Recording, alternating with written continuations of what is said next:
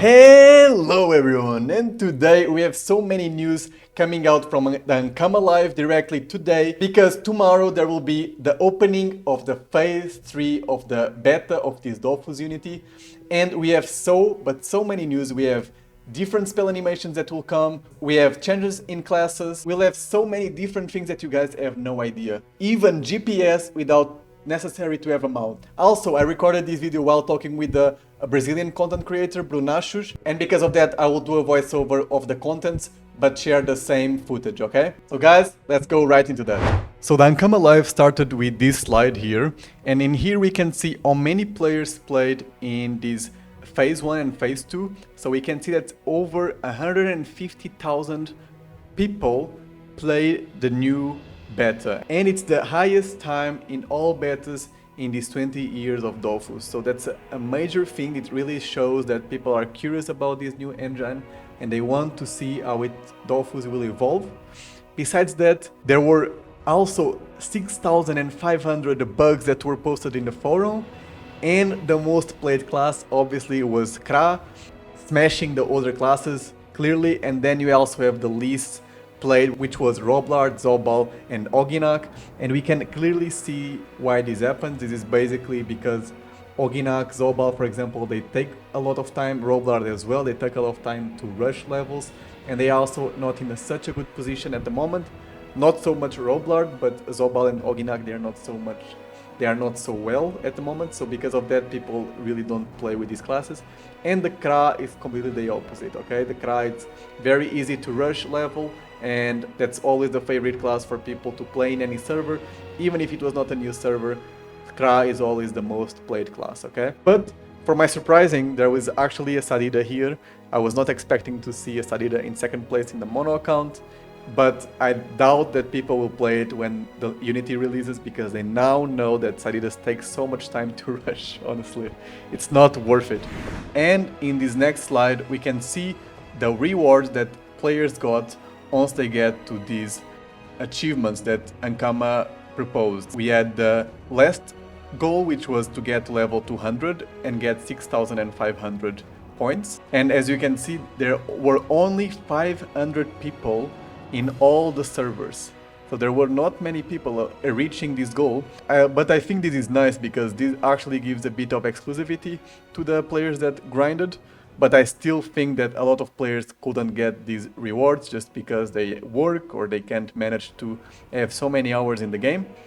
But besides that, I still think they deserve if they manage to get to this level and to do the achievement points. And the rewards will come also afterwards, so it will be possible to get the ornaments, so don't worry guys. And besides that, there were also some awards, the same as the one for PVM, but we also got for the professions, and there were in total just 160 people that got 3 professions at level 200. So now in this slide, Ankama showed us how many people play in which configuration. Most people play in Windows, 95%. Besides that, they also showed what were the most played professions, and it's basically Lumberjack and the Farmer. Farmer, it's obvious because there are so many resources available that everyone kind of collects, even if it's just a bit. And Lumberjack because it's very similar to the miner profession. I did a video talking about this. And with Lumberjack, you can really do a lot of money similar to miner, like I said, because you do like these special resources that you use in a lot of equipment. So that is why a lot of people go for Lumberjack, because you can really get a lot of money with it. Besides this, they also showed the much time average people got to certain levels. To level 20, an average player took 1 hour and 30 minutes. To level 40, 7 hours. To level 60, 24. And to level 80, 43 hours. This is really interesting because it allows us, mainly veteran players, to understand what is the progress of a more casual player, or even like a new player, so how much time does them take to get to certain levels. And also we have to take in consideration that not everyone rushes levels. Some people prefer to focus on professions, some people prefer to focus on quests, and that is why it also takes more time. They also talked about that they may want to change that because might not be super friendly for players that don't have that much time to play. Besides that, it's also interesting to see that 13% of all generation in 4 weeks of a new server was already by preceptors. So we can see that the preceptors really have a quite influence in the resource generation. Mainly in established server, it's basically the most resource come from preceptors because people don't have the nerve or don't have the time to already farm low-level resources, for example, or even mid-level resources, and they are not really worth it anymore, so they just put a preceptor there, and actually that's why most people get their resources from. So we can expect that after some months, most of that will also be coming from preceptors. So now, in this slide is actually very interesting because they showed what are the most used equipments for each type, for example, for cape, for helmet, for shield, arm, whatever it is, for each level. And so here we can see that, for example, the Mat Tofuloku, the Tofufu, is the most used even in higher levels. It's a 36 level equipment and it's still very used in higher levels. So we can see that some equipments are super unbalanced in comparison with others, and because of that, Ankama on the next weeks will give a balance to equipments, mainly old generation equipments, sets that are not super used, and so they will try to balance everything out. I don't think they will nerf the ones that are super good, but they will enhance the other ones to make sure that people use more of them. Mainly equipments that give intelligence, because we don't have many equipments lower level that give intelligence, or at least they are good. Most of them, they are not so good, and so I'm sure that they will enhance some intelligence equipments.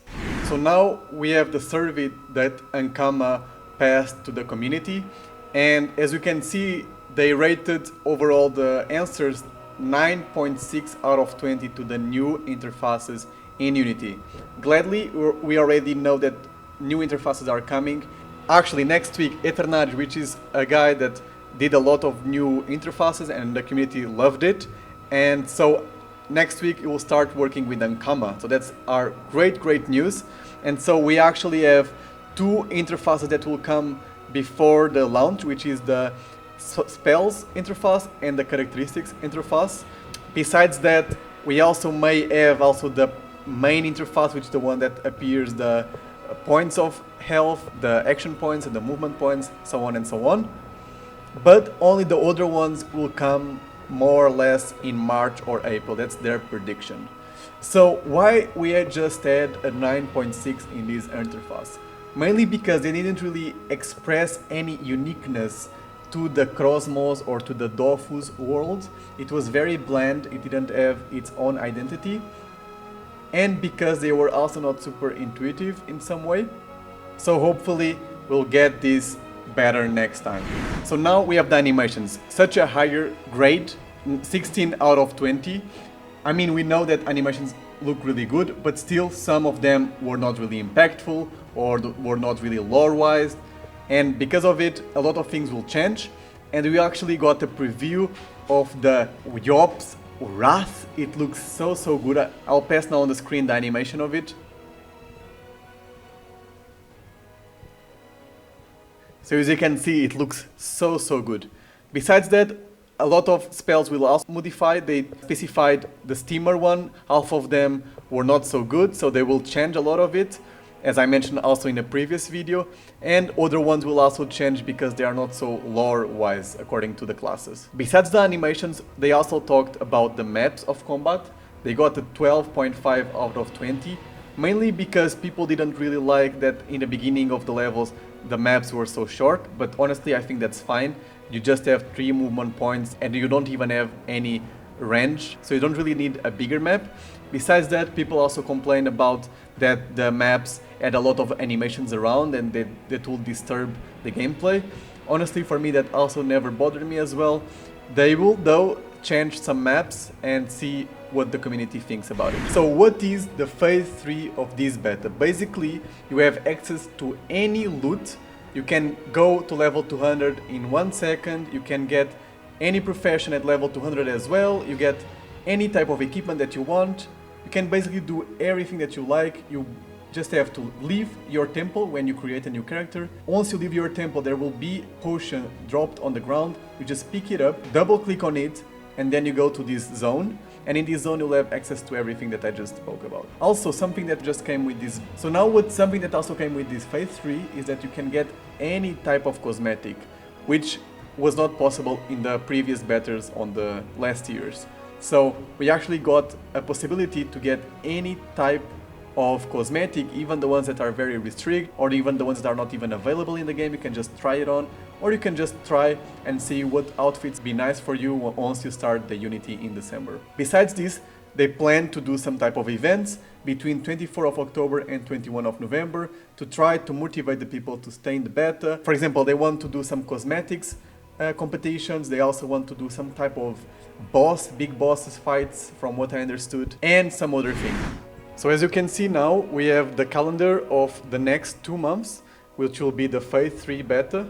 And in the 8th of October, they will already come with new interfaces. Even the spells bar will change. There will be new templates of the cosmetics interface. And they also want to implement a type of guide for the classes. For example, you're playing with IOP and you're playing against a SRAM. And then you'll have a guide to explain you more or less how this SRAM class works, or even your own class. In the 24th of October, we'll come with new tools for the multi-account. We have exactly an auto-join. Whenever you enter a fight, your members will enter automatically. You also have an auto-follow, but this auto-follow just works in the same region. And whenever you are in combat, whenever you pass your turn, your other account that is open on your computer will open automatically. You don't even have to do anything. They already showed also in this live, and it works really well. And they will also change the interface of the spells. And in the 7th of November, we have the statistics in the end of combat. So we'll see how much damage we dealt, how much damage we received, how much heal we did, etc, etc. And we also have a new interface for our characteristics and more debug. So as you probably also know, there are new idle animations when you are in combat, and there was a survey to see if people like the new idle animations for each class. Well, there were some classes that were not super popular, and so they will change, for example, the Oginak, Forgelance and Sadida. And also, as we can see here, there's this idle common animation for all classes. They also want to change this in the future. Will not be now, but in the future they want to change this idle common.